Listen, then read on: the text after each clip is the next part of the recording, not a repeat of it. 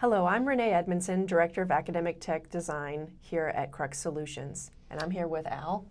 I'm Al Lawrence, Vice President of Quality and Training with Crux. And today we're going to be talking about the benefits of using a technology consultant for your bond planning. And Renee, you and I have enough experience in K-12 today to know when you really should be engaging that consultant. And we've been in bond planning on both sides. We've been there as consultants. We have been there as private citizens. And on the private citizen side, when you're sitting there in the audience and you're listening for the things related to what we do, the technology, the security, and things like that, you can tell really quick if the client's got those things under control. But you're always sitting there wondering, have they thought it out? Have they looked at both sides? Have they looked at other options? Is there some emerging technologies that might be coming our way? You know, what have they been able to collect? And sometimes, you know, with school districts, if they don't have that technology consultant there working with their team, sometimes they're left to their own resources or to the resources of their current vendors that, you know, they're using. Well, no offense to vendors. Vendors have a place in the whole process, but part of their mission is to sell the product piece. Where do you see the advantages of that consultant voice kind of sitting there on the shoulder of our clients going? Sure. When it comes to community engagement, I think it comes down to two things. One, understanding what the initiatives are and having a kind of a third-party validation of you know, this is the initiative. This is where we maybe stand according to our peers. These are the areas that we want to prioritize, but also coming into the numbers and looking at budgets and looking at how we prioritize not only our initiatives, but how those numbers were, how we arrived at those numbers. Sure. And understanding that it can help for the district to have a third-party validation of the budgets that they're looking to put forward to the community for voting. Mm-hmm. Yeah, you know, and the pricing is a big thing. Everyone wants to know how much is it going to cost, and it's not just about what it's going to cost year one. It's, hey, some of these things we just can't do until year 3, year 4, year 5. So the importance of that roadmap process to say, okay, these are the things we're tackling first 24 months. Maybe in some things that we want to do later, we've got to build that road, you know, upgrade their infrastructure. Right.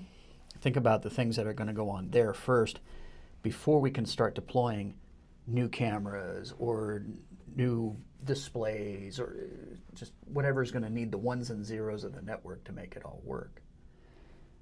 When it comes to the cost aspect, there's also the you bought it, now what? After year 5, everyone's gone. And I think as consultants, we owe it to our clients to go, now let's think about what this is going to cost you operationally.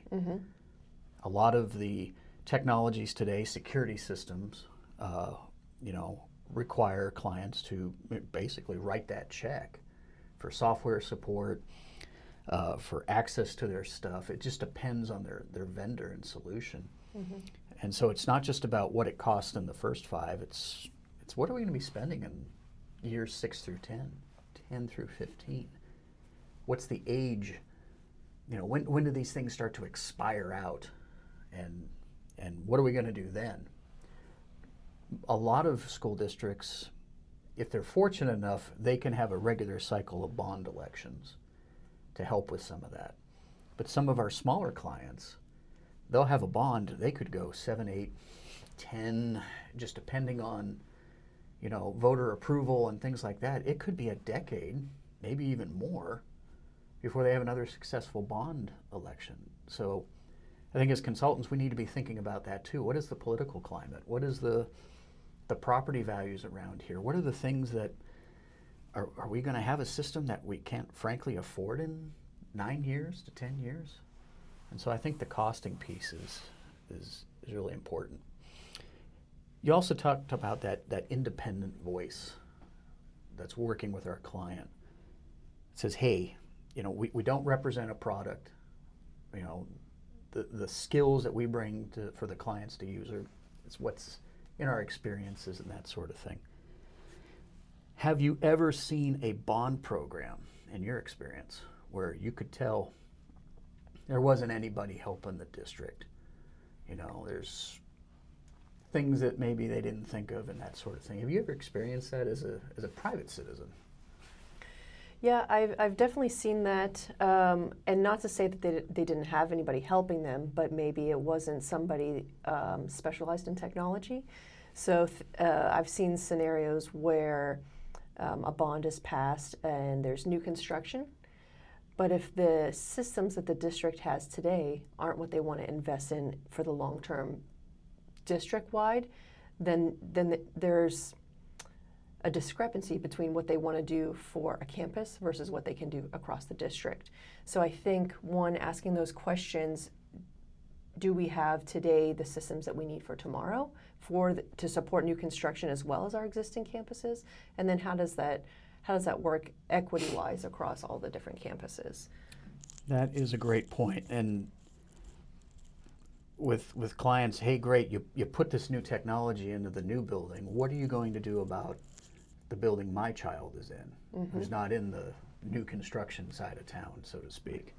And it is a case of kind of keeping up with the Joneses from an internal standpoint. I've got to have that parity across all my campuses. So, okay, you're going to do this, great. What's the plan for the rest of our district to start to phase in? And I think that's a really good point. From the taxpayer side, anytime a school district goes, to the board, to their community, and says, we want you to vote yes, the expectation from the taxpayer side, and we're all taxpayers, is you're going to do this wisely, And I want to go back to what you said about that cost piece, being able to validate the numbers so that technology director can stand in front of the board who stands in front of the community and says, we didn't just do this ourselves. Right. We had an independent group come in, told us we weren't crazy, told us these numbers were sound. And I think that's probably one of the biggest critical aspects of hiring a technology consultant to help with the bond package, is that validation of those efforts. Because we all expect to be good stewards of the tax dollar. The community expects that. We're part of the community. We only wear the shirt 9 to 5 kind of thing.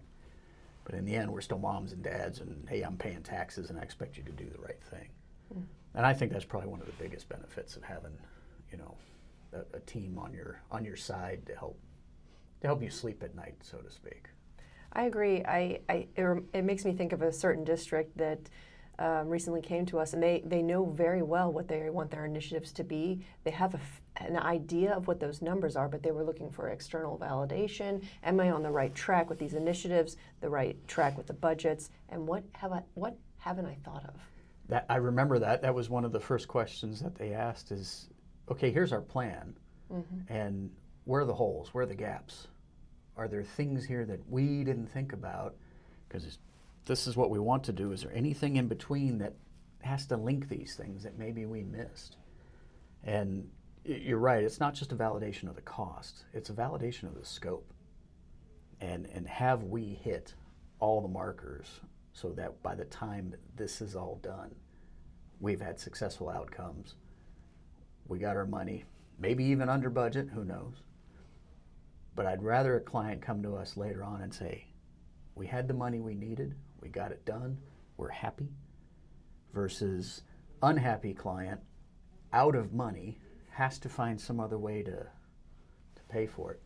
I think the other strength we help bring to our clients is the knowledge of the industry. The vendor that is currently occupying a space inside that district for whatever, we bring to the table the ability to go, they're strong now, but they're getting bought out. But they haven't been putting money into R&D in the last two years. Is this the vendor of our future? Or is this a vendor who's come out strong and is starting to fade out? Will they be there in 5 years? And what is the longevity of the product they're representing? Some of these products and technology changes all the time. And some of these things could be less than a year old. Am I ready to invest the next 5 years of my tax dollars in that widget, in that product, and have it carry me through? And I think that's where we as consultants can help the clients understand a little bit more of the risks they may be taking with, technology that's not exactly a beta, but isn't really that long in a tooth either. And I'm not sure, understand this comes with risk. Now, we can't make the final decision for our clients, but at the very least, we can educate them in making sure they're making a safe and as a safe decision as they can possibly make. Mm-hmm. So, I definitely enjoy doing bond programs, and that's kind of part of the fun. That's where we can gather everybody's dreams, and we'll bring the reality of cost in there, and everybody starts here, and as we help them wind down, that wind down part of getting to the final list, that's where I think our last kind of key strength is, helping them understand priorities. And we talked a little bit about it earlier on. You want this new camera system, but your infrastructure is 25 years old. We need to prioritize this first before we can take this on. Right. The cart and horse kind of thing. I have seen clients sometimes when and mainly it's product driven. And I'm like, okay, you want to deploy this brand new access control system. I don't see anything in here about upgrading your door hardware. When's the last time your door hardware got touched? And that door hardware piece of it, is a great example, I think, of it can get often overlooked. We talk about our security systems, but those things have to go and attach themselves to things like a door.